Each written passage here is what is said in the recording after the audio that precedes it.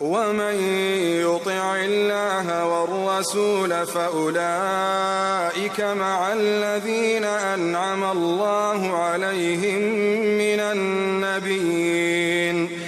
من النبيين والصديقين والشهداء والصالحين وحسن أولئك رفيقا.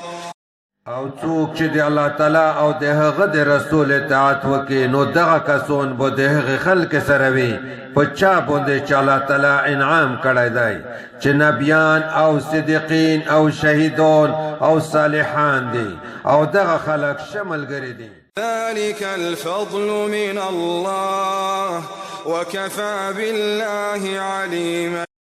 دا دی الله تعالی له طرفه پیرزوینه او فضل دی او الله تعالی کافی دی ښه پوه دی. يا أيها الذين آمنوا خذوا حذركم فانفروا ثبات أو انفروا جميعا. اے د ایمون ولوی خپل وسلې واخلئ پس د جنگ د پوره بېلې بېلې ډلې ووځئ یا ټول په جمع ووځئ. وإن منكم لمن ليبطئن فإن أصابتكم مصيبة قال قد أنعم الله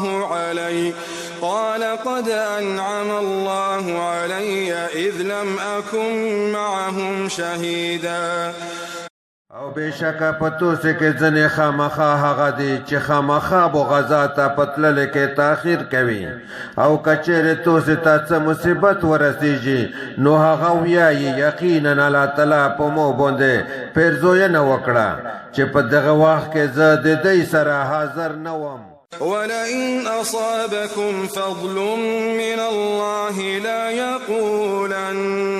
ليقولن كأن لم تكن بينكم وبينه مودة